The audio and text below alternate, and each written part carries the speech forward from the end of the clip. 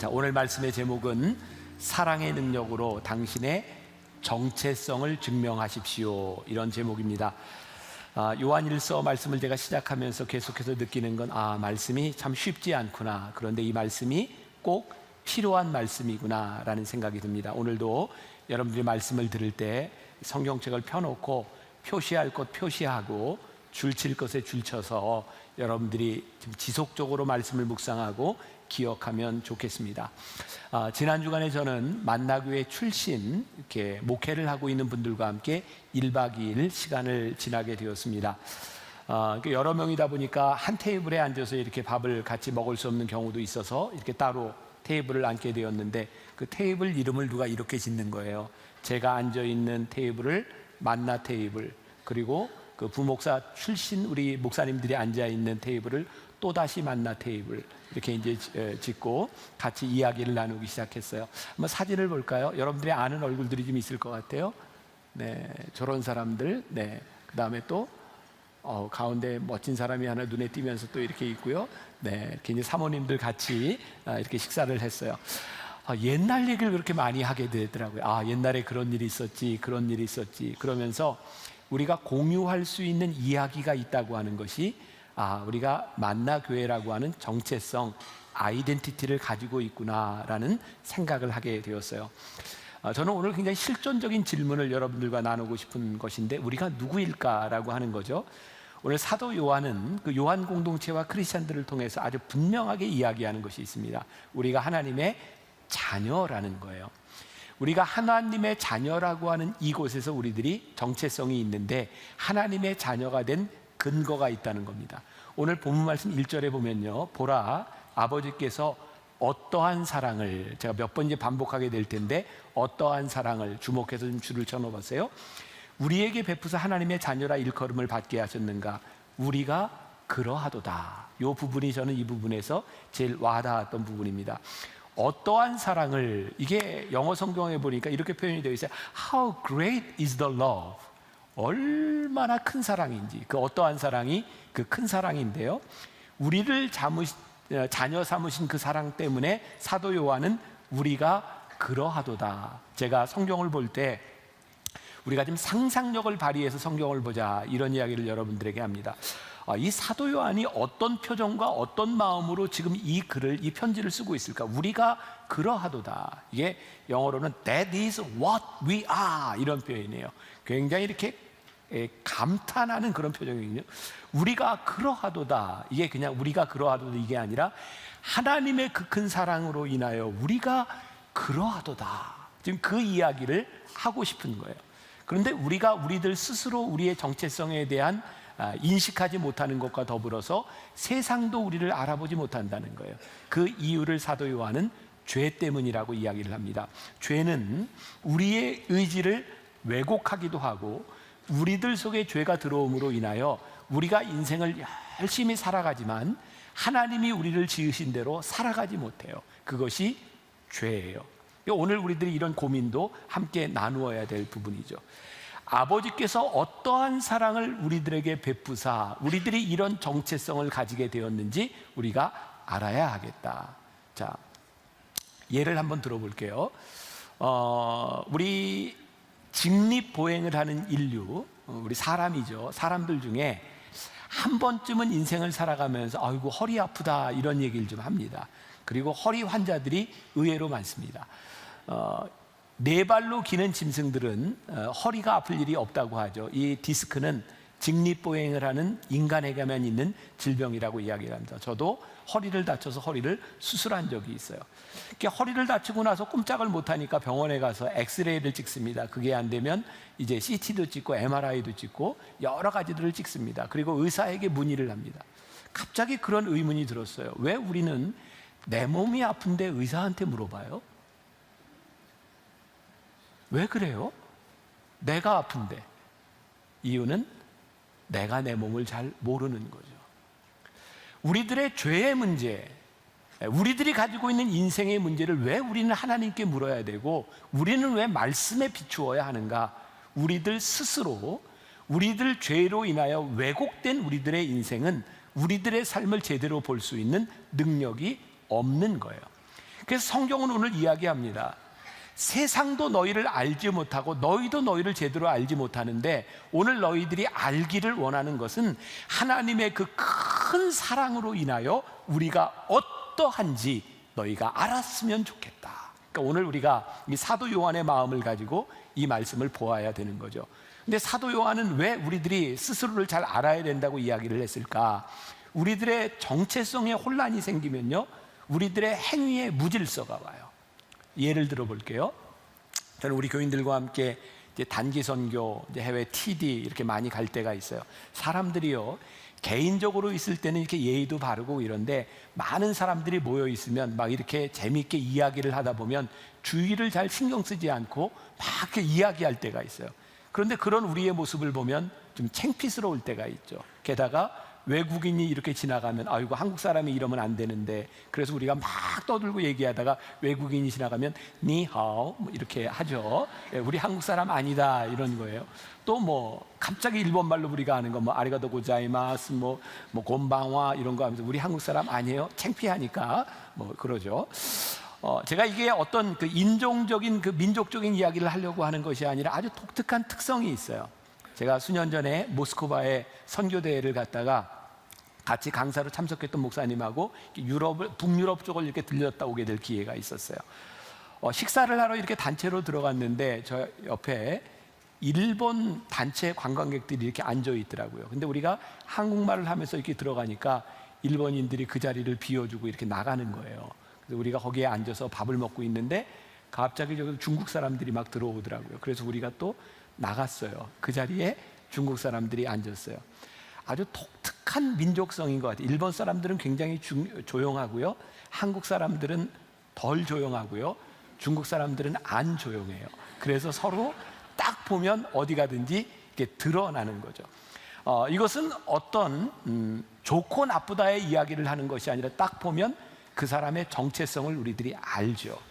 그래서 어떤 회사에서도 이렇게 기념품을 만들거나 하면 거기에 로고라고 하는 것을 넣습니다. 그것이 무엇인지 알 수 있도록 하는 거예요.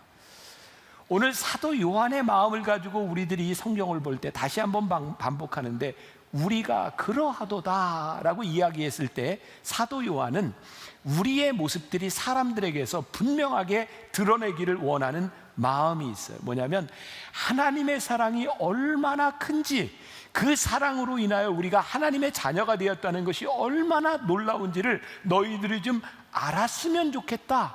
너희가 큰 사랑을 입은 존재인 것을 좀 알았으면 좋겠다. 드러내고 싶은 자랑이 들어있는 것을 우리들이 상상할 수 있어요. 우리 옛날 저 어렸을 때는 그 옷을 입으면 한때 그런 게 유행했었어요. 상표를 띄지 않고 모자에도 그냥 달고 다니고, 그리고 어떤 경우에는 그 상표가 되게 이 안에 있어야 되는데 밖에다 이렇게 걸어놓기도 하고. 저 어렸을 때는 아주 신고 싶은 신발, 명품 신발이 뭐였냐면 나이모였어요. 그래서 유사품이 많이 나왔죠. 뭐 나이스 뭐 이런 신발 신고 다니기도 했고. 왜 그럴까요? 그것을 신으면 그 로고로 인하여 내가 그것 된 것 같은 마음이 있는 거죠. 저에게는 그런 상상이 되는 거예요. 야, 사도 요한의 마음 가운데 우리가 그러하도다라고 말을 했을 때 그가 우리가 하나님의 자녀된 것이 얼마나 자랑스러운 일인지를 드러내고 싶어하는 모습. 자, 그리고 2절과 3절을 봅니다. 사랑하는 자들아, 우리가 지금은 하나님의 자녀라. 장래에 어떻게 될지는 아직 나타나지 않았으나 그가 나타나시면 우리가 그와 같을 줄을 아는 것은 그의 참모습 그대로 볼 것이기 때문이니 주를 향하여 이 소망을 가진 자마다 그의 깨끗하심과 같이 자기를 깨끗하게 하느니라. 말이 좀 어려운데 그런 이야기인 거예요. 우리가 하나님의 자녀가 되어서 그 큰 사랑을 입었는데 이게 좀 드러나지 않아요. 사람들이 잘 몰라요. 세상 사람들이 봐도 몰라요. 그런데 이 모든 것이 드러날 때가 온다. 그런데 드러날 때 너희들이 그 모습을 가지기 위해서 너희들이 붙들어야 되는 것이 있는데 소망이다. 너희들이 소망의 끈을 붙들면 너희들이 이 세상에서 죄에 넘어지지 아니하고 너희들이 깨끗하게 너희를 유지할 수 있다. 그러니 이 자랑스러움에 대한 소망을 가지고 너희들이 깨끗함을 유지해라. 그리고 이 깨끗함의 대척점에 뭐가 있어요? 죄에 대한 문제가 있는 거예요. 그러니까 오늘도 사도 요한은 우리들이 유지해야 될 하나님의 자녀됨과 죄에 대해서 이야기를 하고 있는 거예요. 자, 제가 계속해서 반복한다 그랬죠. 우리가 그러하도다. 이 사도 요한의 마음속으로 들어가 보는 거예요. 자, 제가 또 예를 들을게요. 저는 결혼을 좀 일찍 했어요. 25세 결혼을 하다 보니까 대학원을 다니면서 친구들이 저에게 결혼하고 나서 제일 중요한 게 기선을 제압하는 거야. 그래서 수업을 끝나고 나면 친구들이 저를 붙잡아 늦게 들어가. 너 처음부터 일찍 들어가면 그거 안 돼. 그냥 기선을 제압해야 돼. 그래서 지금 생각해 보면 그냥 아무 할 일도 없는데 그냥 늦게 들어갔던 적이 있었던 것 같아요. 어떤 회사의 회사원이요, 늘 집에 일찍 들어가니까 같은 동료가 이렇게 이야기를 한 거죠. 마누라가 그렇게 무서워? 그랬더니 이 사람이 이렇게 얘기해. 아니, 나는 무서워서 일찍 들어가는 게 아니라 아내를 사랑하고 생각하기 때문에 일찍 들어가는 거야. 똑같은 행동인데 뭐가 틀려요? 동기가 틀린 거예요. 오늘 사도 요한은 우리들에게 이야기합니다. 너희들의 삶의 동기가 무엇이냐, 그것이 중요한데 너희들이 소망을 두고 그 소망의 동기를 가지고 살아가면 너희들이 깨끗하게 되는 이유가 생기고, 그리고 너희들의 깨끗함이 마지막에 드러나게 되는 때가 온다. 자, 우리 크리스찬들 중에 이런 말을 하는 사람이 있어요. 나는 밖에 나가서 이렇게 살면서 내가 그리스도인, 교회 다닌다 이런 말 잘 안 해. 왜냐하면 내가 크리스찬이라고 했다가 내가 혹시 행동을 잘못해서 하나님이 욕을 얻어먹으면 어떻게 해. 그러니까 나는 크리스찬이라고 말을 안 하고 나는 그리스도인답게 살 거야. 아주 고상하게 보이지만 아주 고상한 핑계입니다. 왠지 아세요? 하나님은 우리들에게 그렇게 살라고 말씀하시지 않아요. 우리들이 완벽할 수 있다고 말씀하시지 않아요. 하나님이 원하시는 것은요, 우리들이 누구인지, 우리들이 부족하고 죄를 지을 수 있음에도 불구하고 하나님의 사랑이 우리에게 그러하도다 라고 하는 것을 드러내며 살아가는 사람이 되기를 원하는 거예요. 그 사랑 때문에 우리들에게 감출 수 없는 기쁨과 감출 수 없는 감격이 오늘 사도 요한처럼 드러나기를 원하는 거죠. 여러분, 감출 수 없다, 이게 여러분들에게 어떻게 이해가 되시는지 모르겠어요. 한 번은 제가 우리 이제 가족들이 이렇게 식사를 하는데 제 아들놈이 저한테 그러는 거예요. 아빠는 보면은 교인들하고 이야기할 때, 사람들하고 이야기할 때 사람들이 아빠 칭찬을 하면 너무너무 좋아하는 게 얼굴에 다 나타난다는 거예요. 그 얘기를 들으니까 제가 얼마나 좀 창피하잖아요, 아들한테. 우리 아들이 그런 게, 우리 가족은 태생적으로 잘난 척하는 그 피가 흐르고 있는데 그래도 아빠가 이렇게 칭찬을 들을 때 너무 좋아하는 걸 보면 좀 그렇다. 그 얘기를 들으니까 부끄럽고 창피해요. 그래서 어느 날 이렇게 이제 식사를 같이 하는데, 그때도 교인들이 만나면 제 앞에서 뭐하러 나쁜 얘기 하겠어요. 좋은 얘기 막 칭찬하는 거잖아요. 그래서 제가 그거를 이제 드러내지 않으려고 있는데, 나는 분명히 안 드러내는 것 같은데 내가 봐도 나타나는 거예요. 이게 막 좋아하는 모습이 감출 수 없어요. 저는 요한을 보면서 요한이 가지고 있는 그 느낌이, 우리가 그러하도다. 그게 하나님의 사랑을 입은 우리들 가운데 그 사랑이 그러하도다. 이 감출 수 없는 이 사랑과 우리들의 정체성이 드러나야 됨을 우리들에게 말씀하고 있는 것 같아요.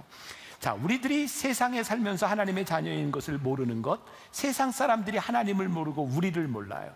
하나님의 사랑을 모르기 때문에 우리들이 자신들과 똑같은 존재인 줄 알아요. 문제는 그들이 우리를 모르는 것이 문제가 아니라 더 중요한 것은 우리들 스스로가 그것을 모르고 살아가는 거예요.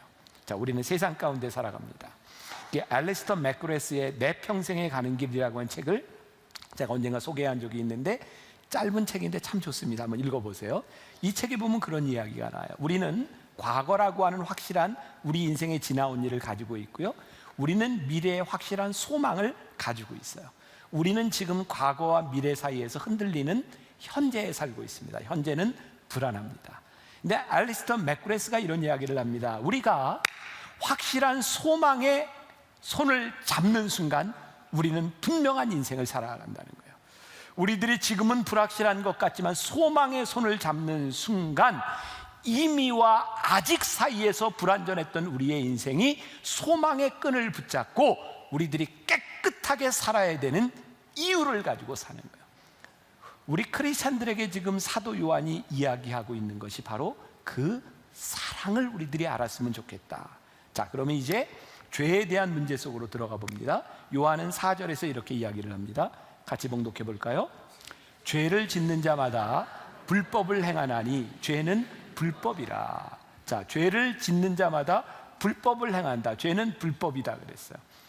그런데요, 이 세상과 우리들이 신앙생활하는 우리들에게도 문제가 뭐가 있냐면, 우리가 죄를 지으면서 죄라고 인식하지 못하는 것도 많이 있어요. 또 심각한 문제 가운데 하나는 세상 사람들은요, 죄를 짓지만 들키지 않으면 죄라고 생각하지 않는 경우도 있어요. 그래서 사람들은 죄를 지으면서 죄를 들키지 않으려고 노력해요. 그리고 죄에 들킨 사람들은 억울하다고 생각하죠. 왜? 저놈은 들키지 않아서 죄를 지었는데 괜찮고 나는 들켜서 죄에 대한 대가를 받는다고 생각하는 거죠. 근데 오늘 성경은 우리들에게 이렇게 이야기합니다. 죄는 들키고 들키지 않고에 대한 문제가 아니라 죄가 가지고 있는 본질적인 속성이 있다는 거예요. 8절, 죄를 짓는 자는 누구에게 속해요? 마귀에게 속하나니 마귀는 처음부터 범죄함이라. 하나님의 아들이 나타나신 것은 마귀의 일을 멸하려 하십니다. 죄의 무서움은 뭐예요? 우리가 인정하든 인정하지 않든 죄는 마귀에게 속한 것이고, 죄를 지으면 우리는 하나님과 반대편 대척점에 서 있는 거예요. 자, 제가 말씀을 준비하며 묵상하다가 이제 이 부분에서 저에게 곤란함이 찾아왔어요. 9절이었는데요. 보세요. 9절에 하나님께로부터 난 자마다, 하나님의 자녀된 자마다 뭐라고 되어 있어요? 죄를 짓지 아니하나니 이는 하나님의 씨가 그의 속에 거하며 그도 범죄하지 못하는 것은 하나님께로부터 났습니다. 자, 제가 이제 고민했던 걸 여러분들과 함께 나눠볼게요. 여러분들 한번 솔직하게 대답해 보세요. 여러분들이 하나님을 믿으면서 여러분들이 하나님의 자녀가 되었다고 여러분들 믿으세요? 하나님을 믿음으로 우리들이 하나님의 자녀가 되는 권세를 가졌어요. 이건 제 이야기가 아니라 성경에서 우리들에게 이야기하고 있는 거예요. 너희들이 믿음으로 하나님의 자녀가 되는 권세를 주셨다. 그럼 우리는 누구에게 속한 사람이에요? 하나님께 속한 자죠. 이건 우리들에게 아무 문제가 없어요. 우리는 이렇게 믿음으로 고백합니다. 근데 오늘 말씀에 문제가 있는 거죠.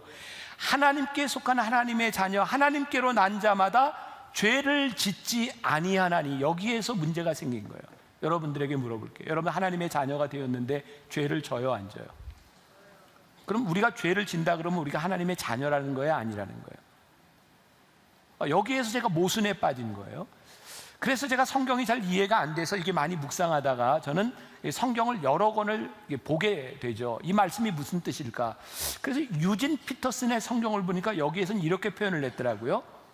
죄를 짓지 아니하니가 무슨 뜻이냐면 습관처럼 죄를 짓지 않는 사람, 이렇게 되어 있고요.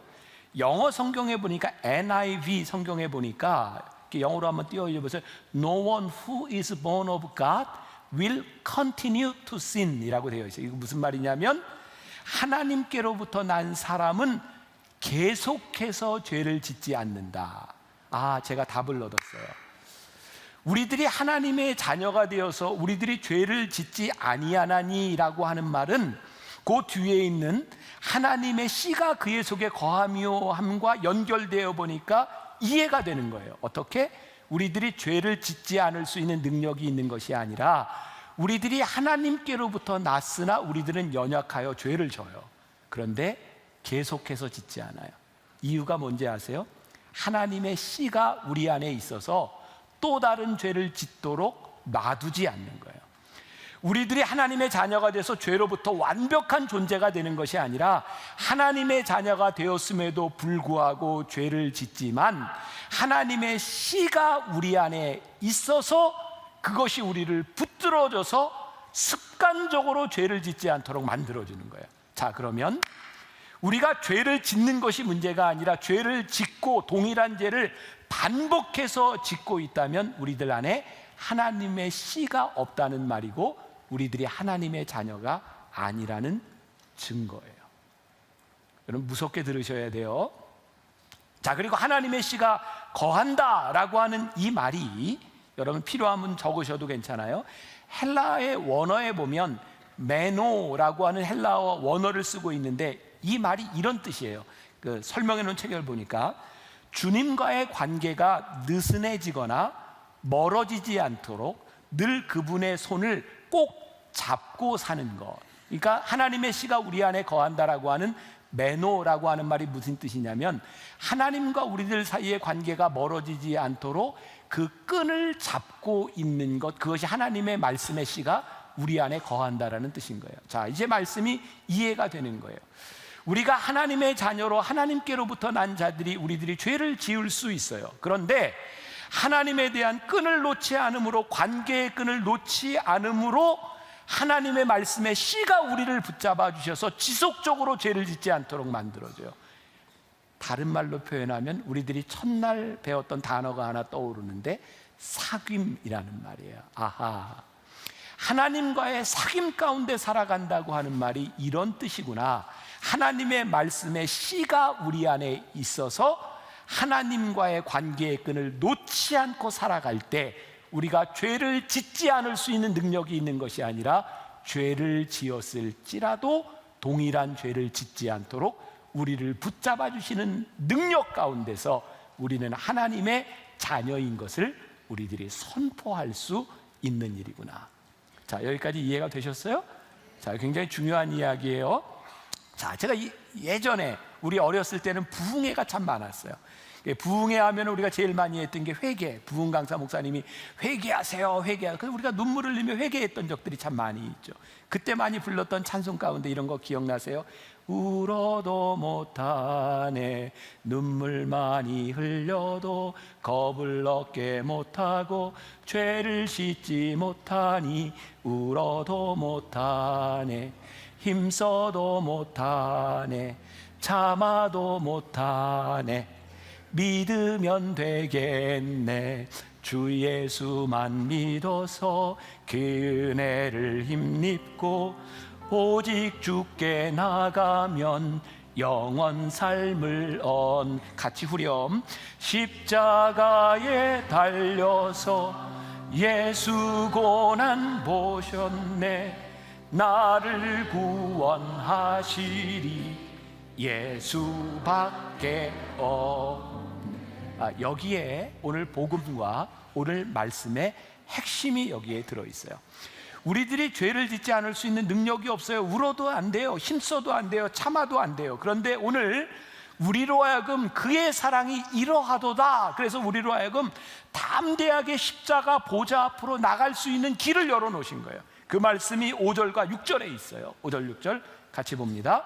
그가 우리 죄를 없애려고 나타내신 것을 너희가 아나니 그에게는 죄가 없느니라. 그 안에 거하는 자마다 범죄하지 아니하나니 범죄하는 자마다 그를 보지도 못하였고 그를 알지도 못하였느니라.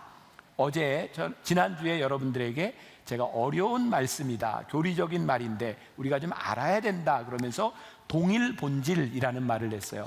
예수님은 참 하나님이시며 참 인간의 몸을 입고 오셨는데 그분이 본질적으로 하나님과 같으신 분이나 관계적으로 아버지와 아들일 수밖에 없는 이유는 죄 없으신 그분이 우리들에게 오셔서 대신 십자가를 지시지 않으면 이 죄를 해결할 수 없기 때문에 오늘 이 죄의 문제를 해결할 수 있는 분, 그분이 죄 없으신 예수님이 우리들에게 오셔서 이 문제를 해결해 주셨으므로 그분을 믿는 믿음 위에 우리들이 서야 한다.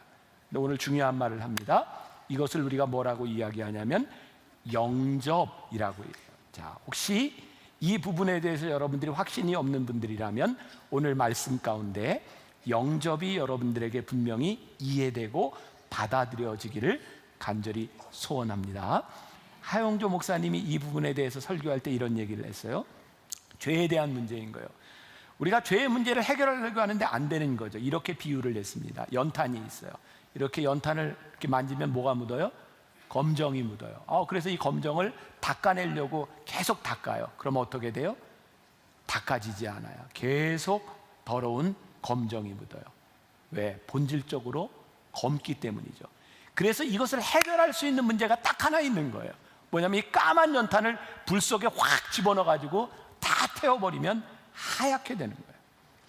우리는 우리의 죄의 문제를 해결하려고 아무리 애를 써보지만 이 죄의 문제들이 해결되지 않는 거죠. 왜? 우리는 본질적으로 죄인이기 때문이에요.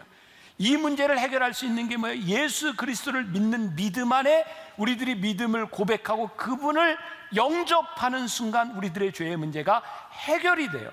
자, 여러분들이 죄를 짓지 않을 수 있는 능력이 생기는 것이 아니라 죄의 문제를 해결하는 능력이 생기는 거예요.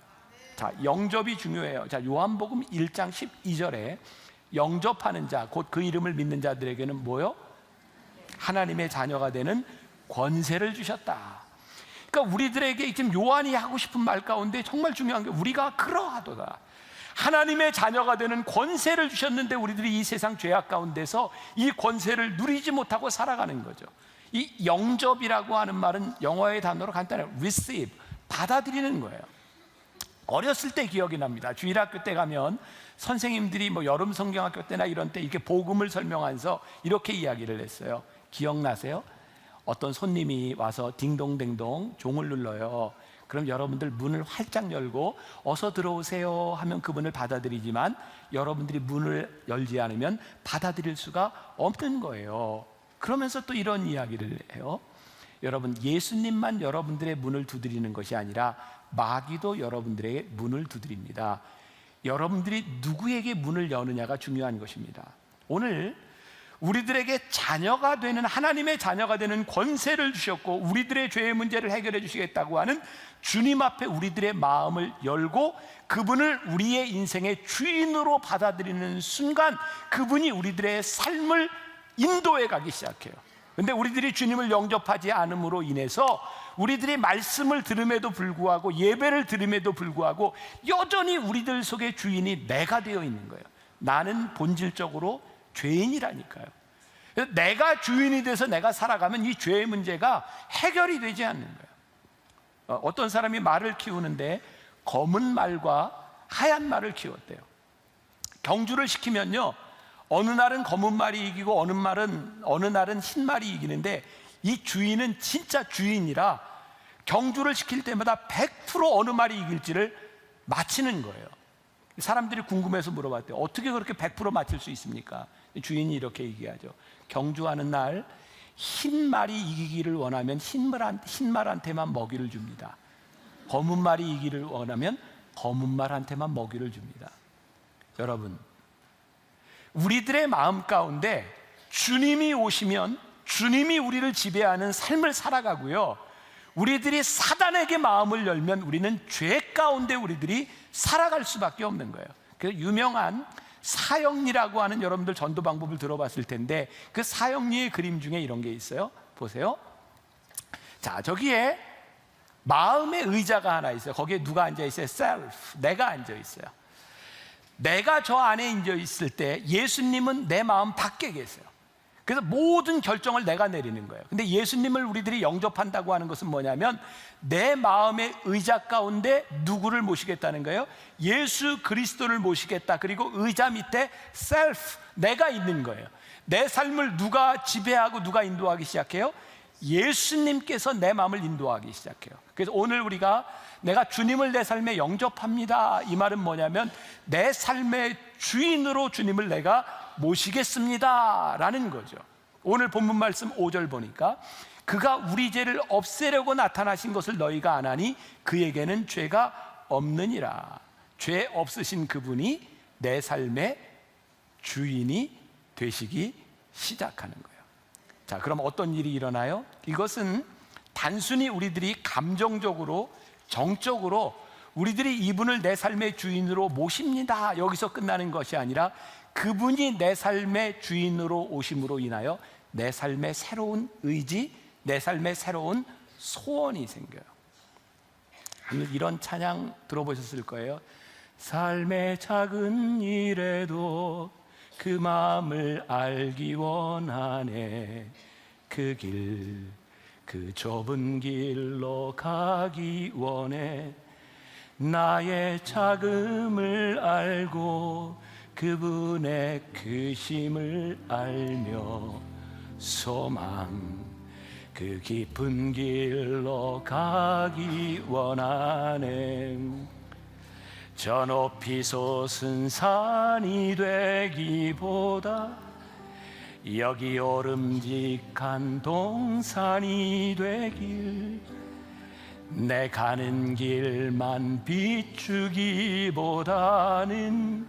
누군가의 길을 비춰준다면 내가 노래하듯이 또 내가 얘기하듯이 살길, 난 그렇게 죽기 원하네. 삶의 한 절이라도 그분을 담기 원하네. 사랑 그 높은 길로 가기 원하네. 그 좁은 길로 가기 원하네. 그 깊은 길로 가기 원하네. 내 마음에 소원이 생겨요. 삶의 작은 일에도 그분의 마음을 알고, 내가 높이 솟은 산이 되기보다는 나지막한 동산이 되어 누군가 오를 수 있는 그런 길을 가기를 원하는 그 마음의 소원이 우리 가운데 들어오기 시작해요. 그래서 영접한다고 하는 것은요, 감정적인 차원에서 머무는 것이 아니라 우리들의 삶을 의지로 바꿔주는 거예요. 이게 또 신학적인 이야기인데 중요한 이야기예요. 하나님이 세상을 이처럼 사랑하사 독생자를 주셨어요. 하나님이 베푸신 사랑은요, 우리들 모두에게 베푸신 일반 은총이라고 해요. 선행 은총이라고 이야기해요. 그런데 그 하나님께서 베풀어 주신 그 사랑 안에 우리들이 자녀가 되기 위해서 우리들이 그분을 영접하는 순간 그 은혜가 나에게 주관적이고 나에게 인격적인 은혜로 우리들 속에 다가오고, 그분이 우리의 삶 가운데서 인격적으로 일하기 시작하는 거예요. 예를 든다면 어떤 사람이 밥을 차려놨어요. 그런데 우리들이 그 밥을 먹으려면 어떻게 해야 돼? 내가 의지적으로 먹어야 되는 거예요. 그것이 나에게 양분이 되는 거예요. 근데 더 중요한 게 있죠. 아무리 내가 의지를 가지고 있다 할지라도 밥을 차려놓지 않으면 우리들이 먹을 것이 없는 거예요. 하나님은 우리들에게 은혜를 주셨어요. 이제 우리들에게 말씀하시는 건 너희들이 그 은혜를 너희의 것으로 받아들이고 영접하고 그분을 너의 삶의 주인으로 모셔라. 그분께서 너의 삶에 역사하셔서 내 의지를 바꿔놓을 것이라고 말씀하고 있어요. 그때 세상이 우리를 보고 알게 될 것이라는 거죠. 오늘 말씀의 핵심적인 구절을 저는 10절을 뽑아봤어요. 10절 보세요. 같이 봉독해 봅니다. 이러므로 하나님의 자녀들과 마귀의 자녀들이 드러나나니 무릇 의를 행하지 아니하는 자나 또는 그 형제를 사랑하지 아니하는 자는 하나님께 속하지 아니하니라. 자, 하나님의 자녀들과 마귀의 자녀들이 어떻게 해요? 드러나요. 여러분들이 오늘 예배를 드리는데 하나님을 믿는다고 하는데 하나님을 영접해서 그분이 내 삶의 주인이 되지 않으면 여러분들이 하나님께 속하지 않았어요. 여러분들이 마귀에게 속한 것이 드러나든지 하나님에게 속한 것이 드러나든지, 어떤 교회인지는 모르지만 그 김영석 목사님이 쓴 어떻게 믿을 것인가에 보면 한 청년과의 대화가 나옵니다. 한 청년이 교수님에 가서 이야기합니다. 교수님, 우리 교회 알만한 큰 교회, 유명한 교회인데 참 제가 참 안타깝고 창피한 것 중에 하나가 우리 교회에서 우리 교인 중에 한 사람의 장례식이 있었는데 그 사람이 누구냐면 차지철 씨의 장례식이었대요. 그리고 얼마 후에는 삼풍백화점이 무너졌는데 우리 교회 교인이 삼풍백화점을 지은 사람 사장이라는 거예요. 그러면서 너무너무 안타깝다는 거예요. 그 김영숙 교수가 이런 이야기를 합니다. 그 청년의 마음 가운데 교회를 비난하고자 하는 마음이 아니라 교회를 사랑하는 마음 때문에 그의 마음이 안타깝구나. 교회 안에 얼마나 많은 성공한 사람들이 모이느냐, 오늘 얼마나 많은 사람들이 예배를 드리냐에 대한 문제가 아니라 오늘 이 예배 드리는 사람들 가운데 하나님의 자녀가 얼마나 되고 하나님의 자녀로 살아가는 사람이 얼마나 되느냐가 우리들에게 실존적이고 본질적인 문제라는 거예요. 제가 언젠가도 그런 얘기했어요. 대한민국이 자랑하는 거 있어요. 미국처럼 미국이 기독교 국가였을 때 시작됐던 조찬 기도회, 대통령 기도회, 우리나라에서 그거예요. 크리스찬이 10%도 되지 않을 때 우리나라에는 조찬 기도회가 있었어요. 대통령을 위한 기도회, 많은 사람들이 모여요. 그래서 교회가 그거 자랑했단 말이에요. 이렇게 많은 사람들이, 이렇게 유명한 사람들이 모여서 기도해야 한다고. 그런데 기도해야 하는 것이 문제가 아니라 그들 가운데 하나님의 속한 자가 얼마나 있었는지, 그들 가운데서 하나님의 뜻을 드러내는 사람이 얼마나 있었는지, 우리가 그러하도다, 세상이 우리를 바라보며 하나님의 자녀인 것을 드러내는 사람이 얼마나 되었는지. 우리들에게 중요한 것은 목회의 성공, 우리 인생의 성공이 아니라 우리를 통해서 하나님의 사랑이 드러내는 일들이 있어야 합니다. 히브리서 4장 12절과 13절 말씀 볼게요. 하나님의 말씀은 어떻게 해요? 살아있고 활력이 있어. 이거 옛날 성경에는 살았고 운동력이 있어. 이게 참 더 좋은 표현인데, 활력이 있어 좌우의 날선 어떤 검보다도 예리하여 혼과 영과 및 관절과 골수를 찔러 쪼개기까지 하며 또 마음의 생각과 뜻을 판단하나니 지으신 것이 하나도 그 앞에 나타나지 않음이 없고 우리의 결산을 받으시기에 눈앞에 만물이 벌거벗은 것 같이 드러나리라. 하나님의 말씀이 살았고 운동력이 있어서 그 말씀이 우리를 쪼개는데요, 우리의 말씀이 우리의 삶이 다 쪼개지기 시작하면 우리들이 숨길 수 있는 게 없어요. 하나님 앞에서 벌거벗은 것처럼 우리의 모든 것이 다 드러나게 되리라는 거예요. 우리들이 하나님 앞에 어떠한 존재인지가 다 드러나게 되리라는 거예요. 무서운 일이에요. 하나님 앞에서 우리들이 하나님의 자녀임과 하나님을 우리들의 삶의 주인으로 모시기 시작할 때 놀랍게 깨닫게 되는 것이 있는데, 아하, 우리가 고민하고 있는 이 죄에 대한 문제가 우리가 죄를 짓기 때문에 문제가 아니라 내가 죄인이기 때문에 문제라는 걸 깨닫게 되는 거예요. 여러분, 우리들에게 현상적으로 나타나는 죄의 문제보다 더 근본적인 게 있는데, 하나님 앞에서 우리들이 죄인인 것이 깨달아지고 그분으로 인하여 그분이 내 삶의 주인이 되는 것을 고백하지 않으면 이 죄의 문제가 해결이 되지 않는 거예요. 이번 주에 어떤 분이 그런 얘기, 아주 인상적인 얘기 했어요. 여러분들 고민한다고 고민하는 문제가 해결된다면 무슨 고민이 있겠어요? 그죠? 우리가 염려하는 문제가 염려한다고 염려가 해결된다면 무슨 염려를 하겠어요? 무슨 말인지 이해가 되세요? 우리가 아무리 죄의 문제를 가지고 우리들이 고민하고 염려해야 이거 안 되는 거예요. 사도 바울이 고민했던 거, 오호라 나는 곤고한 자로다. 누가 나를 이 사망의 몸에서 나를 구해낼꼬. 나는 내가 원치 않는 죄를 행하는도다. 그의 속에 죄 가운데 죄성을 가지고 너무너무 고민했어요. 그런데 문제는 뭐예요? 우리 안에 하나님의 씨가 있어요. 하나님이 우리 가운데 거함으로 인하여 죄에 대하여 우리들이 민감하게 반응하기 시작하는 거예요. 자, 잘 들으세요. 우리가 하나님의 자녀가 된다고 하는 것은 우리들이 죄에서부터 프리한, 죄를 짓지 않는 존재가 되는 것이 아니라 하나님의 자녀가 되어 하나님이 내 안에 계심으로 인하여 죄에 대하여 우리들의 삶에 반응이 일어나는 거예요. 그게 하나님의 자녀로서 살아가는 것이고, 죄에 대하여 반응이 일어난다고 하는 것은 죄에 대하여 저항하기 시작한다는 거예요. 죄를 거부하기 시작한다는 거예요. 그래서 하나님의 씨가 우리 안에 거해서 우리들이 하나님의 자녀가 되면 여러분들의 삶 가운데 어떤 일이 일어나는지 아세요? 때로는 여러분들의 수입이 줄어들 거예요. 여러분들이 세상에서 욕을 먹을지도 몰라요. 여러분들이 즐기던 쾌락을 내려놓아야 되는 일이 있을지 몰라요. 어쩌면 여러분들이 꿈꾸던 그 높은 지위에 올라가지 않아야 되는 결단을 해야 될지 몰라요. 하나님의 나라와 하나님의 의를 위하여 우리들이 내려야 되는 결단이 우리들에게 있을지 몰라요. 성경은 이것을 우리들에게 믿음이라고 얘기해요. 너희들이 믿음이 아니고는 이 일을 결단코 할 수 없느니라. 여러분, 가만히 생각해 보세요. 우리는 모르고 죄를 지었다고 하지만, 무의식 중에 죄를 지었다고 하지만, 그 죄를 지은 우리의 속을 들여다보면 이미 우리들 속에 의도가 있어요. 죄에 대한 의도성이 있어요. 이거 우리 부인하지 못합니다.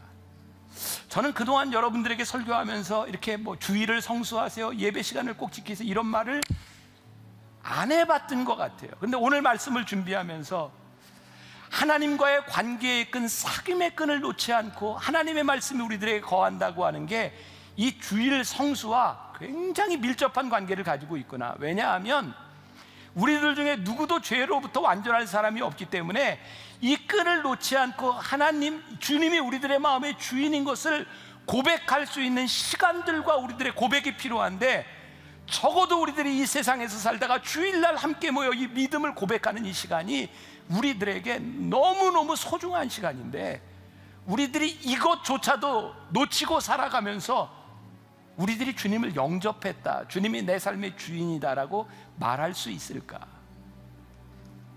사도 요한이 이야기하는 감격스러운 것, 야, 우리가 얼마나 하나님의 큰 사랑을 입었는지 우리가 그러하도다. 그게 숨길 수 없었던 자랑이거든요. 주일날 우리가 모이는 이 시간이 우리가 세상의 죄 가운데서 이렇게 투쟁하며 살아가다가 말씀을 지킨 그리스도의 주 되심을 인정한 사람들이 모여 우리가 그러하도다. 이건 막 이게 감출 수가 없는 게, 자랑질을 감출 수가 없는, 우리가 그러하도다. 이 예배가, 이 주일이 여러분들에게 그런 감격적인, 숨길 수 없는, 감출 수 없는 그런 시간들이 될 수 있도록, 그렇게 살아가다가 또 만날 수 있는 여러분들이 되시기를 주님의 이름으로 간절히 축원합니다. 우리 같이 찬양하며 믿음으로 고백합시다.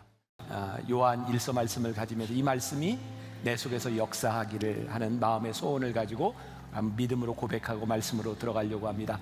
모두 자리에서 성경을 가지고 다 일어서셔서, 자, 우리 가슴에 성경을 품고 우리 믿음으로 고백하며 찬양하겠습니다. 우리 한번 이 시간에 인터넷으로 생방송으로 예배드리는 많은 지체들을 위해서 우리들 인사하고 함께 말씀으로 들어가면 좋겠습니다. 오늘 이 시간에는 우리 말씀으로 삽시다, 이렇게 두 손을 흔들어 인사하도록 하겠습니다. 시작. 말씀으로 삽시다. 감사합니다. 오늘은 사랑의 능력으로 빛 가운데 거하십시오, 이런 제목으로 요한일서 2장 7절부터 17절의 말씀을 가지고 나누려고 합니다. 제가 오늘 예배 들어오기 전에 불만사항을 하나 접수를 했는데, 제가 해결해 드릴 수 있는 거라, 제가 설교할 때 자꾸 이렇게 오른쪽만 보는 경향이 있다고 왼쪽에 계시는 분들이 불만을 이야기하셔서 오늘은 이쪽을 좀 이렇게 보려고 노력을 많이 하려고 합니다. 저하고 눈을 좀 잘 맞추시고, 오늘 말씀도 강의를 하다 보니까 조금 딱딱한 부분들이 있어서 여러분들이 정신을 잘 차리고 이 말씀을 들었으면 좋겠습니다. 오늘 또 일본에 있는 성도들이 이제 여러분이 같이 오셨는데, 한번 우리 박수로 한번 환영하고 말씀을 들어도 좋을 것 같습니다. 우리 일본에서 오신 분들 잠깐 일어나 보실까요? 네, 환영합니다. 네, 고맙습니다. 네, 고맙습니다. 제가 할 줄 아는 게 도즈 스와테 구다사이 뭐 이런 거 맞아요? 네, 고맙습니다. 네, 아리가토 고자이마스. 네, 일본 분이 오셔서 하는 이야기는 아닌데, 제가 지난 주간에 일본 동경에서 영성훈련을 인도하고 왔습니다. 선교사님들하고 이렇게 이야기를 하다 보니까 한 20여 년 동안 선교를 하신 분이 이런 이야기를 해요. 왜 똑같은 복음이 한국에는 이렇게 잘 심기어지고 일본은 잘 되지 않을까? 그분이 오래 살면서 그런 걸 깨닫게 되었대요.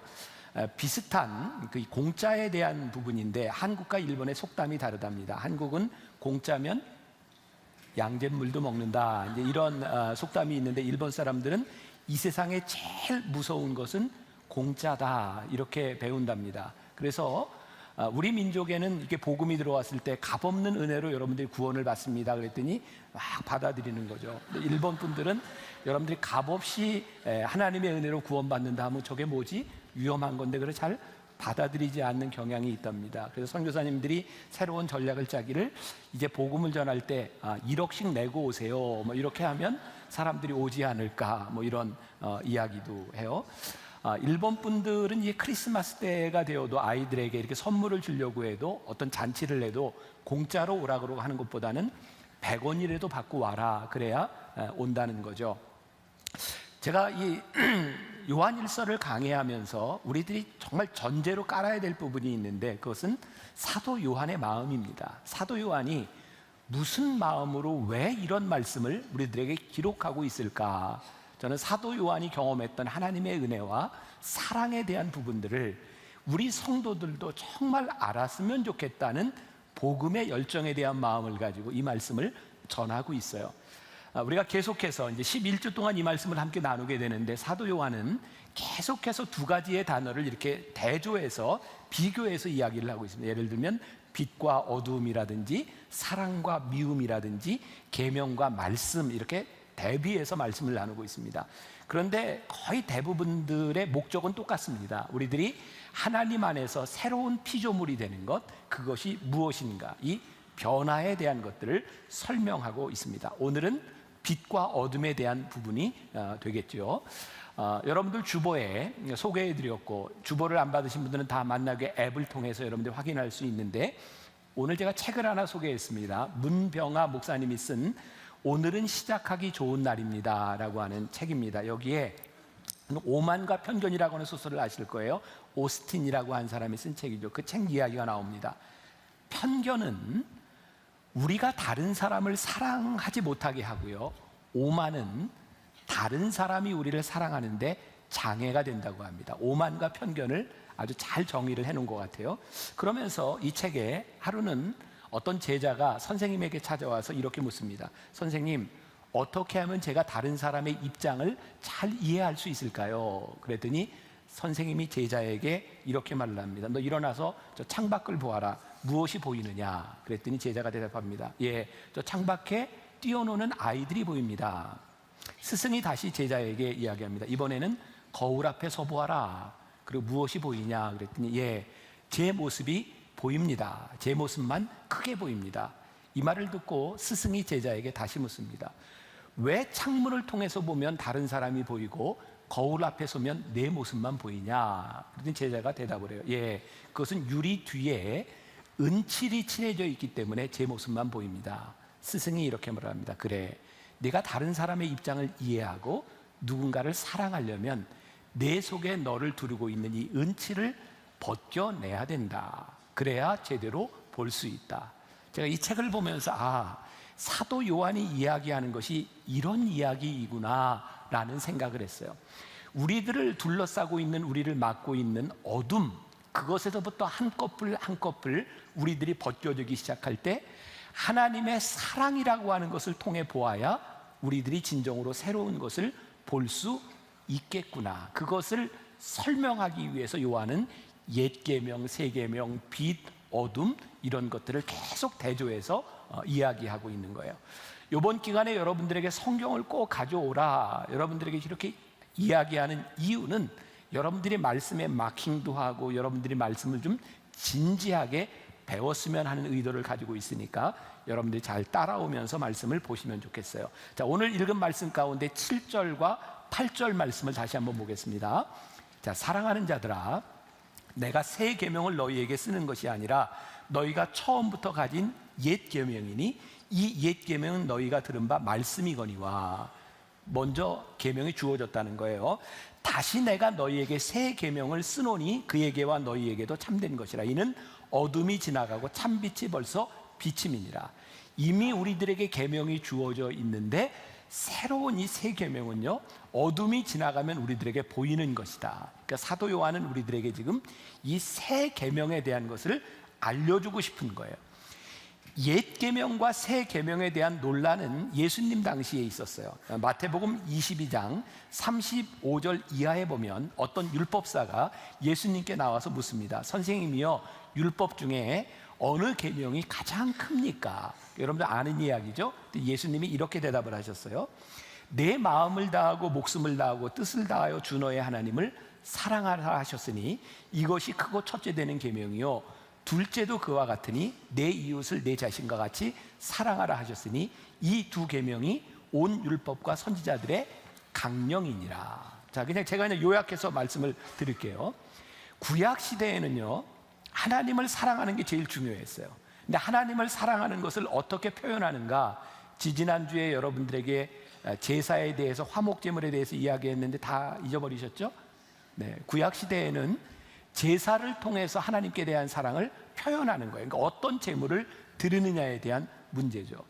그런데 예수님은 너희들이 하나님을 사랑한다고 하는 것이 틀린 것이 아니다. 그런데 하나님을 사랑한다고 하는 이 율법의 완성은 어디에서 나타나냐면 이웃을 사랑하는 데서 그 율법이 완성되는 것이다. 그러니까 그러니까 이 새 계명은 옛 계명으로부터 완성되는 것이다라고 말씀하고 있어요. 사도 요한은 요한복음 13장 34절부터 35절에서 예수님께서 하신 말씀을 이렇게 기억하고 있어요. 새 계명을 너희에게 주노니 서로 사랑하라. 내가 너희를 사랑한 것 같이 너희도 서로 사랑하라. 너희가 서로 사랑하면 이로써 모든 사람이 너희가 내 제자인 줄 알리라. 그러니까 우리가 하나님의 제자인 것을 알 수 있는 방법은 뭐예요? 사랑하라. 하나님을 사랑하는 것을 넘어서 이웃을 사랑하는 것이죠. 사도 요한은 그의 인생에 참 중요한 경험을 하나 합니다. 여러분, 사도 요한, 제가 지난해 12명의 제자들에 대한 이야기를 하면서 했던 부분인데 기억하는 부분이 있는지 모르겠어요. 사도 요한은 형제 야고보와 함께 예수님의 제자가 된 사람입니다. 그런데 야고보와 요한에게는 별명이 있었어요. 마가복음 3장에 보면 제자들의 이름이 쭉 나오는데 요한과 야고보의 별명이 뭐냐면 보아너게, 우레의 아들이라는 별명입니다. 이게 무슨 이야기냐면 성질이 불같은 사람인 거예요. 그러니까 요한은 화를 잘 냈던 사람이고요, 굉장히 다혈질의 사람이었습니다. 요한복음을 쓰고 요한계시록을 쓰고 요한 1, 2, 3서를 쓴 사람이라고는 상상이 안 되는 사람이었습니다. 요한이 무엇을 경험했는가? 예수님께서 부활 승천하시고 난 이후에 예수님의 제자들이 마가의 다락방에 모여서 기도할 때 거기서 성령 체험을 하죠. 사도행전이 시작되는 겁니다. 그리고 그들은 뜨거운 마음을 가지고 복음을 전하기 시작했고요, 예수님의 제자 중에 유일하게 요한만 순교하지 않습니다. 모든 제자들은 다 순교합니다. 요한은 그것을 보면서 야, 나는 순교 안 해서 다행이다 이렇게 생각했을까요? 아니었어요. 여러분들, 하나님의 은혜를 받고 여러분들의 마음이 뜨거웠던 때 여러분들이 뭘 하고 싶든가요? 하나님의 일을 하고 싶은 겁니다. 은혜를 받고 나면 사명이 우리들에게 생기면 아무것도 안 하는 것이 힘듭니다. 그래서 예수님의 제자들이 나가서 이름을 날리고 놀라운 사역을 할 때 요한은 굉장히 부러웠을 겁니다. 그들이 주의 이름으로 하나님의 이름을 위해 죽는 것을 바라보며 그는 굉장히 부러웠을 겁니다. 근데 요한은 아무것도 하지 못했어요. 이유는 예수님께서 십자가에 달리실 때 어머니를 향해 이렇게 말하죠. 어머니, 당신의 아들입니다. 그리고 요한을 향해서 요한아, 내 어머니니라. 그때부터 요한은 30년 동안 예수님의 어머니를 돌보기 시작합니다. 그 시간들이 요한에게 정말 힘들었던 이유는 저는 이렇게 생각해요. 그가 하고 싶었던 다른 제자들과 함께 나가서 사명을 가지고 열심히 일을 하고 싶었는데 예수님의 말씀을 지키기 위해서 그는 그 자리에 있었던 겁니다. 그가 무엇을 깨달았을까요? 나의 열정으로 일하는 것보다 더 힘든 것이 있는데 주님의 말씀을 지키는 것이구나. 여러분, 우리는 우리의 열정으로 무언가를 할 수 있지만 정말 주님의 말씀을 지키고 사랑한다고 하는 것은 그렇게 쉬운 일이 아닙니다. 사도 요한은 나이가 많아 90세가 넘어서 죽습니다. 요한은 언제부터인가 사랑의 사도라고 하는 별명을 가지게 되었고요, 그가 잘 걷지도 못하고 말씀을 전하기도 어려운 상황에서 사람들이 그를 태우고 다니면서 말씀을 전하게 했어요. 그때 요한은 한마디 합니다. 서로 사랑하라.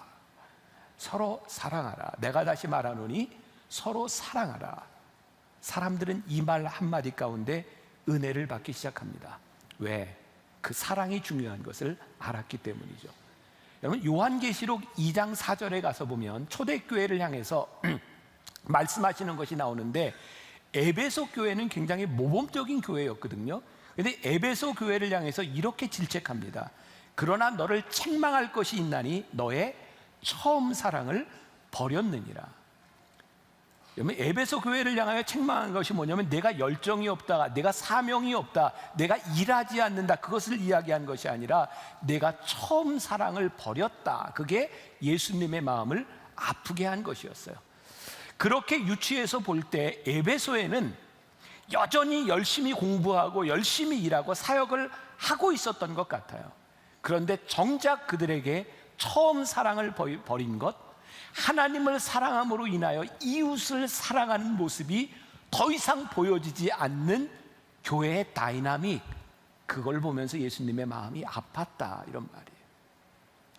오늘 우리 교회를 바라보며, 한국 교회와 많은 교회를 바라보며 예수님이 정말 마음 아파하시는 것은 너희들에게 사명이 없다 이것이 아니라 너희들에게 사랑이 없다, 이것을 마음 아파 하실 거라는 거죠. 자, 그러면 그 사랑이 무엇인지를 우리들이 어떻게 알고 어떻게 증명할 수 있는가? 오늘 말씀은 빛 가운데서 그것이 분명하게 드러나게 되리라는 거예요. 빛 가운데서 우리들이 정말 사랑하는지 안 하는지를 알게 될 것이라는 거예요. 저는 늘 그렇듯이 오늘도 이 말씀을 가지고 어머니 기도실에 가서 이렇게 기도하면서 다시 말씀을 보고 오는데, 이 말씀 가운데서 저에게 계속 도전이 되는 거예요. 왜? 이번 주간에 저에게, 아니 우리 교회를 통하여 어떤 도움을 요청한 사람이 있는데 그것이 저에게 도전이 되고, 이 말씀을 준비하면 이거 실천하지 않으면 안 되겠구나. 그래서 누군가 아마 이 설교 때문에 사랑을 입을 사람이 있을 겁니다. 저는 오늘 그런 생각을 하거든요. 예수님의 말씀이 우리들에게 들어와서 우리들이 빛 가운데 있을 때, 오늘 그 빛으로 인하여 우리들의 사랑하는 것으로 인하여 누군가 그 사랑의 빛을 볼 수 있을 때 우리는 빛 가운데 있다고 말할 수 있을 것이다. 오늘 본문 말씀 9절부터 11절까지를 보세요. 자, 여러분들이 빛과 어둠이라는 데를 주목해 보면서 표시하면서 보겠습니다. 빛 가운데 있다 하면서 그 형제를 미워하는 자는 지금까지 어떻게 해요? 어둠에 있는 자요. 그 형제를 사랑하는 자는 빛 가운데 거하여 자기 속에 거리낌이 없으나 그의 형제를 미워하는 자는 어둠에 있고 또 어둠에 행하며 갈 곳을 알지 못하나니 이는 그 어둠이 그의 눈을 멀게 하였음이니라. 자, 우리는 종종, 아니 우리 교회 안에 많은 문제들은 하나님을 뜨겁게 사랑하는데 이웃 사랑이 되지 않는 거예요. 우리는 교회의 봉사와 우리들이 하는 사명이라고 불리우는 것들을요, 우리는 하나님을 뜨겁게 사랑하는 마음으로 시작합니다. 그런데 참 이상하죠. 내가 하나님을 뜨겁게 사랑하는 그 사랑 때문에 이웃 사랑이 안 되는 거예요. 왜? 나를 따라오지 못하는, 내 열정을 따라오지 못하는 그 사람으로 인하여 내가 하나님의 일을 열심히 하면 할수록 누군가가 미워져요. 그래서 교회 안에 열심히 일하는 사람으로 인하여 분쟁이 일어날 때가 참 많이 있습니다. 저희는 뚜레스디아스라고 하는 영성훈련을 하면서 많은 사람들이 봉사를 합니다. 제가 늘 봉사자들에게 그렇게 이야기를 합니다. 남이 어떻게 하는 것, 그것 때문에 마음 상하지 마십시오. 우리들이 하나님 앞에서 열심히 사랑하는 것은 누구 때문에 되어지는 것이 아니에요. 한국교회는 정말 이 근세기에 들어서 어떤 나라에도 없었던 놀라운 교회의 부흥을 경험했어요. 그런데 우리들에게 비극은 뭐예요? 교회가 부흥하면서 하나님의 사랑이 교회 안에 보이지 않는 거예요. 우리는 교회가 부흥하면서 교파가 갈라지기 시작했고 누군가를 미워하기 시작했어요. 여러분들은 혹시 경험해 보셨는지 모르겠어요. 우리 교회는 그런 일이 없었지만 많은 교회들이 있잖아요. 교회 안에 싸움이 있는 거예요. 싸움이 있으면 세상에 함께 하나님을 예배하는 사람들이 시간을 나누어서 드린대요. 어떤 교회에서는 2층과 1층을 나누어서 예배를 드린대요. 그들이 똑같이 이야기합니다. 우리는 하나님을 사랑하기 때문에 이것만은 양보할 수 없다는 거예요. 하나님을 너무 사랑하기 때문에 그 사람이 용서가 되지 않고 사랑이 되지 않는 거예요. 지난 주간에 제가 어떤 글을 읽었어요. 한국교회의 문제를 이야기하며 종교개혁 500주년을 이야기하면서 한국교회의 타락, 한국교회의 잘못된 이유 가운데 하나가 일제시대 때에 신사참배에 무릎을 꿇었던 사람들에 대하여 우리들이 너무 관대하고 그들을 치리하지 않았기 때문에 오늘날 한국교회가 타락했다. 이건 전적으로 개인적인 생각입니다. 저는 말씀을 준비하면 이런 생각이 들었어요. 신사참배의 머리를 숙였던 사람들 때문에 교회가 타락한 것이 아니라 신사참배의 머리를 숙였던 사람들을 사랑하지 못하고 포용하지 못하는 우리의 마음들이 오늘 사랑을 잃어버린 교회를 만든 것이 아닌가. 여러분, 우리가 불의를 행해도 좋다 이런 이야기를 하는 것이 아니라 정말 우리들에게 필요한 것이 있다면 우리를 사랑하신 그 사랑 때문에 우리들이 붙잡아야 되는 그 첫사랑을 우리들이 붙잡고 있는가. 참과 거짓이 드러나는 것, 그것은 우리들이 어떻게 사랑을 보여주느냐에 따라 참과 거짓이 드러나고 있다. 오늘 사도 요한은 그 이야기를 우리들에게 하고 있어요. 요즘도 이런 프로그램이 있는지 모르겠어요. 그 종편에서 하는 호박씨라고 하는 프로그램이 있었는데 제가 얼핏 지나가다가 보게 되었는데 제가 관심 있는 사람들이 나왔기 때문입니다. 거기에 윤형주, 조영남, 김세환 이런 사람들이 나왔어요. 우리 어렸을 때 그 통기타 가수들 그 세대를 살았잖아요. 세시봉이라고 하는 이름으로 그들이 모여서 공연을 하고 했죠. 근데 거기에 토크를 하는데 그 세 사람이 다 토크를 하는데 그들에게 위기였던 순간을 이야기합니다. 우리가 아는 것처럼 조영남 씨는 입이 좀 걸고 좀 말을 막 하는 사람이잖아요. 방송에 나와서 이야기를 하다가 재미스라고 한 이야기인데 윤형주 장로님을 디스를 한 겁니다. 문제는 뭐냐면 그것으로 인해서 이 팀워크가 깨질 뿐만 아니라 세시봉 콘서트를 준비해 놨는데 콘서트도 열리지 못할 극한 상황에 가게 된 거예요. 그래서 관계자들이, 방송 관계자들이 또 콘서트를 준비하는 사람들이 함께 모여서 무언가를 이렇게 좀 화해를 시도하려고 하는데 그게 도저히 화해될 것 같은 분위기가 아니었대요. 그런데 조영남 씨가요, 제가 이쪽을 좀 봐야 되겠습니다. 네. 조영남 씨가요, 갑자기 이렇게 회식 자리에서 윤형주 씨를 바라보며 너는 장로고 나는 평신도니 네가 나 품어야지. 그게 아주 싸한 상황이 되었대요. 사실 용서를 빌어도 안 될 판이었는데 그때 윤형주 장로님이 함께 기도합시다. 그리고 정리가 되었다는 거예요. 우리가 세상에서 참 힘들어하는 것 그런 거 아닐까요?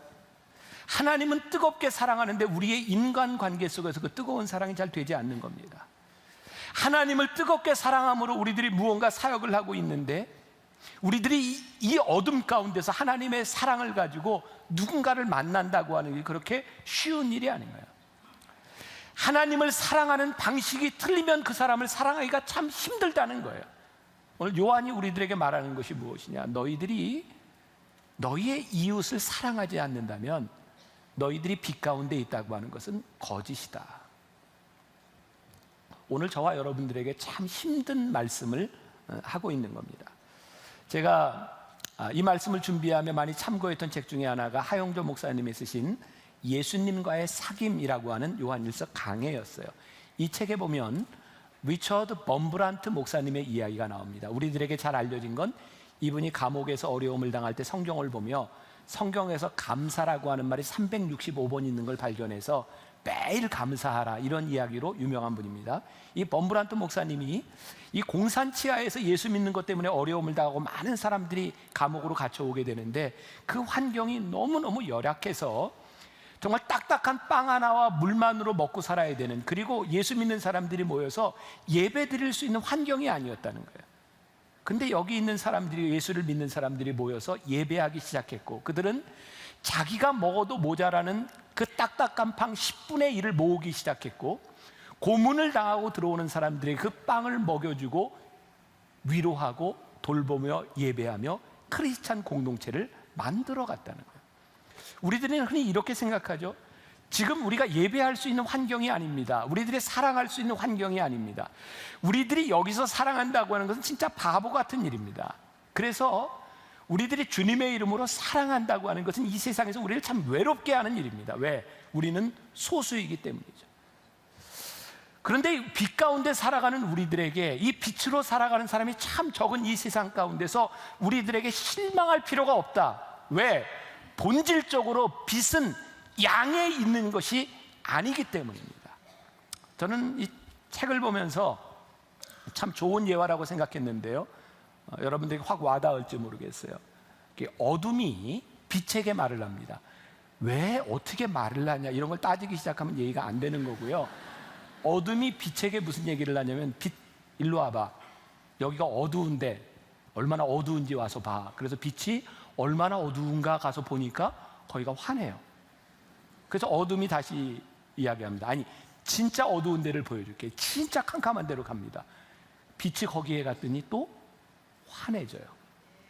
본질적으로 빛이 있으면 어둠은 물러가게 되는 것입니다. 빛은 양에 있는 것이 아니라 빛이 있는 곳에 어둠이 물러가게 되어 있는 거예요. 사도 요한은 우리들에게 이야기합니다. 이 세상이 어떠하든 그것이 문제가 아니라 우리들의 사랑과 빛이 있느냐, 그것으로 너희들이 증명할 수 있느냐를 말하고 있는 거죠. 또 한 권의 책, 헬무트 틸리케가 쓴 현실과 믿음 사이라고 하는 책이 있는데, 그냥 평신도들이 읽기에는 조금 버거운, 조금 무거운 책이기는 하지만 굉장히 좋은 내용들이 많이 있습니다. 여기에 이런 내용이 있어요. 제가 조금 딱딱하지만 읽어드릴게요. 소금과 빛에는 공통적인 중요한 속성이 있다. 쓸모있게 되려면 둘 다 자신을 내주어야 한다. 다른 무언가와 섞여 스스로 희생되어야 한다. 빛은 어둠 속으로 들어가고 소금은 음식 속으로 들어가 녹아져야 된다. 소금을 조금만 뿌려도 그 많은 반죽이 전체가 변한다. 순전히 양으로 볼 때 세계 인구 전체에서 진실한 그리스도인의 비율은 다량의 음식물에 넣는 소금 몇 알갱이에 견줄만 하다. 그래서 그리스도인들은 낙심할 수 있다.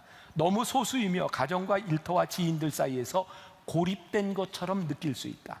하나님 나라를 고작 소수의 보잘것없는 남녀들이 대변하고 있다고 생각하면 맥이 빠지고 두려울 수밖에 없다. 하지만 그때 우리는 예수님의 이 말씀에서 위로를 얻는다. 그분은 너희는 세상의 거대한 무리이니라든가 나의 그리스도인 너희는 일반 대중과 똑같아져 세상 시민이 되어야 하나니라고 말씀하지 않으신다. 그분은 우리를 향해 너희는 대중 속에 한 줌 소금이니라고 하셨다.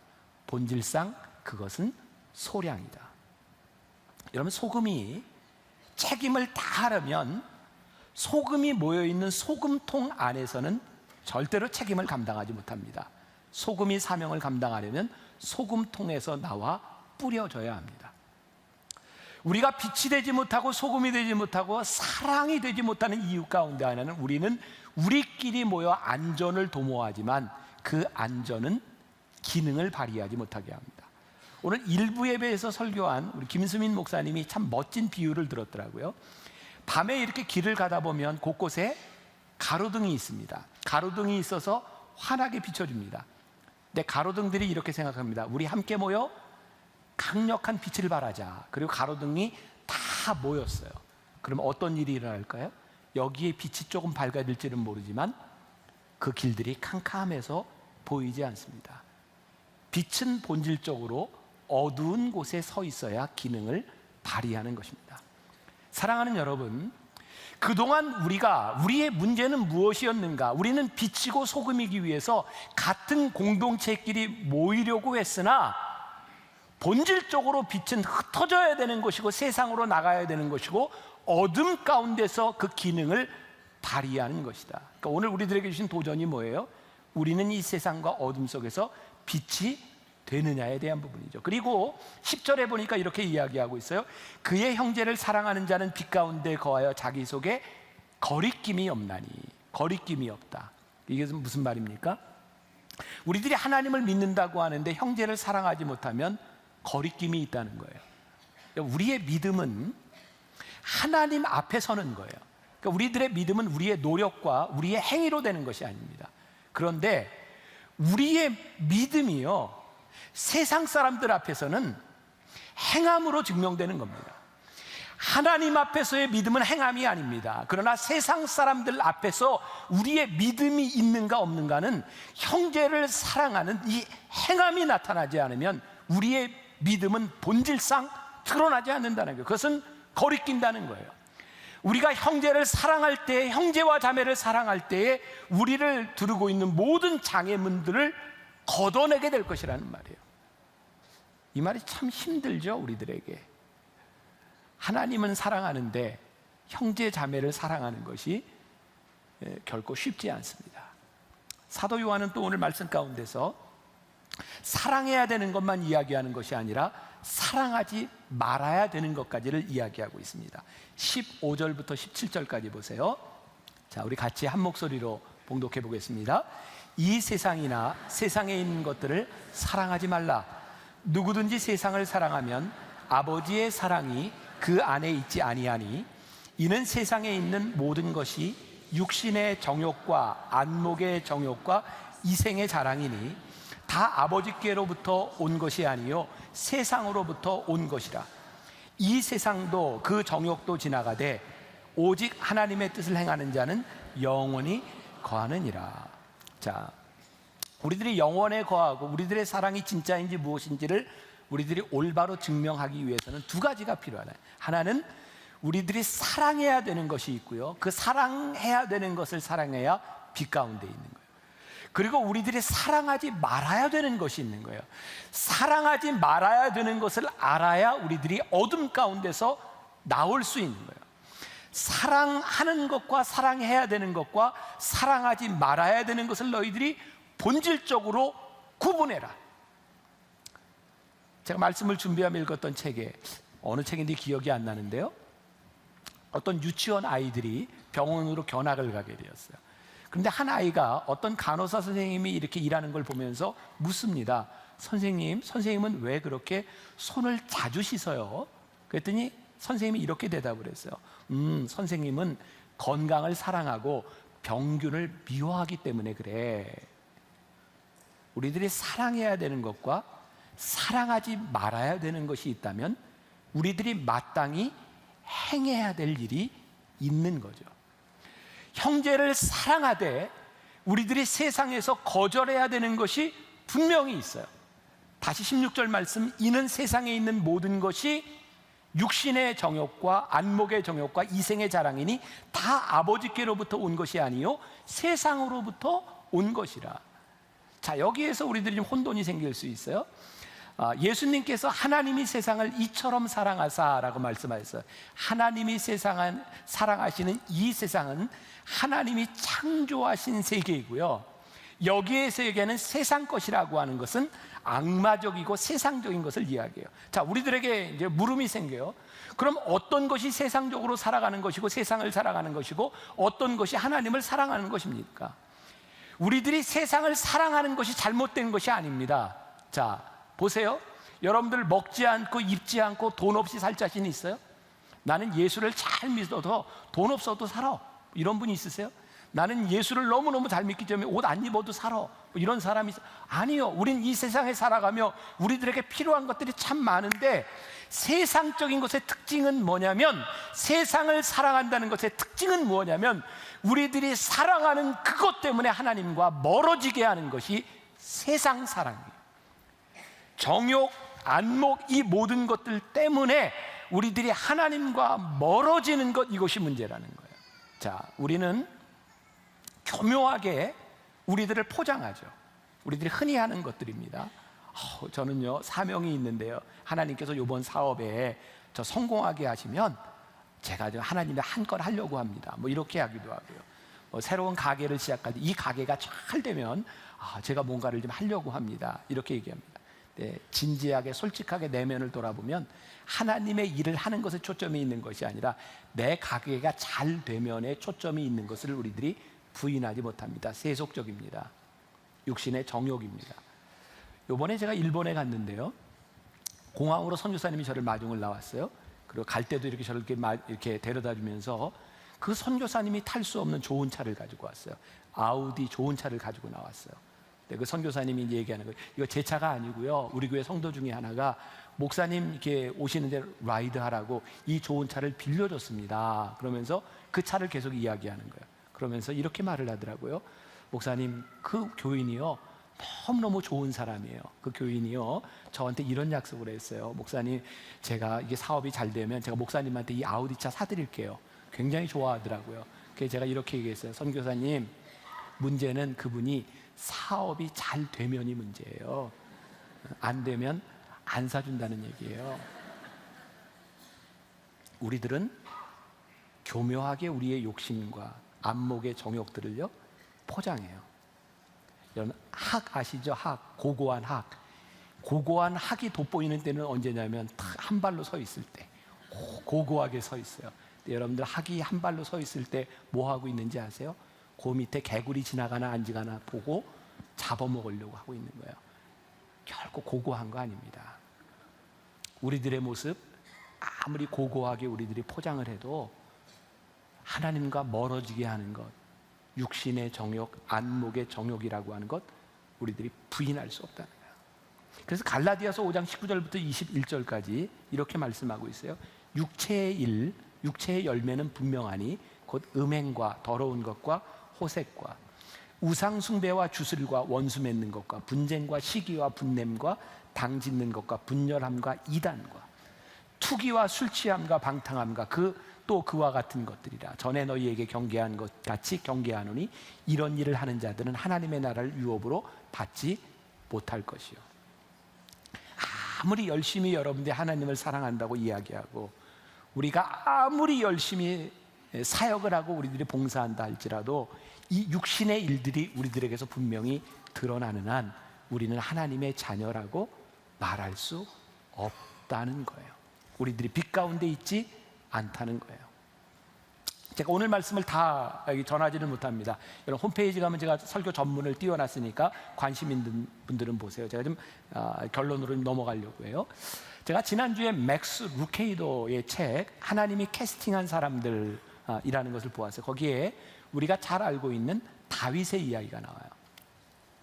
다윗과 골리앗의 싸움의 이야기가 나오는데 참 재미있게 이렇게 맥스 루케이도가 이렇게 분리를 해놨는데, 다윗이 골리앗과 싸우는 그 말씀 가운데 다윗이 골리앗을 언급하는 것과 하나님을 언급하는 비율을 보니까 9대2, 골리앗을 2라고 치면 하나님을 9번 언급하고 있다는 거예요. 사무엘상 17장에 보면 다윗이 골리앗에 대해서 이야기하는데 이 할례 받지 못한 블레셋 사람이 누구이기에 살아계신 하나님과 군대를 모욕하느냐, 그리고 골리앗과 싸우러 나가거든요. 그때부터 다윗은 골리앗에 대해서 이야기하지 않습니다. 골리앗의 키가 얼마고 그가 가지고 있는 창과 그가 입은 갑옷, 그가 얼마나 싸움에 능한 자인가, 그것에 대해서 한 번도 언급하지 않습니다. 그는 하나님에 대해서만 이야기합니다. 살아계신 하나님의 군대요, 만군의 여호와 이스라엘 군대, 그 하나님의 이름으로 여호와께서 오늘 그들을 내 손에 붙여주셨으므로 다윗은 하나님을 이야기하며 골리앗과 싸워 이깁니다.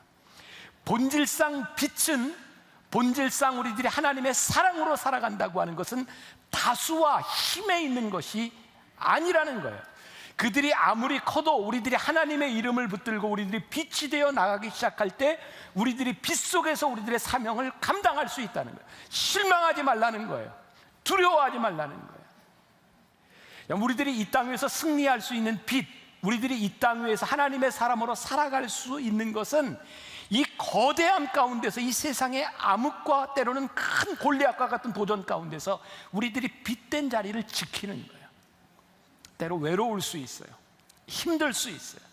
그런데 우리들이 그 자리를 지키고 그 자리에 서 있고 하나님을 사랑하기 때문에 우리들에게 주어진 이웃들을 사랑하기 시작할 때 우리들이 본질적으로 소량일지 모르지만 본질적으로 능력과 빛을 이 세상에서 드러내게 될 것이라는 사실이에요. 오늘 말씀이 여러분들에게 도전합니다. 빛을 들고 세상으로 가라. 빛을 들고 세상으로 들어가라.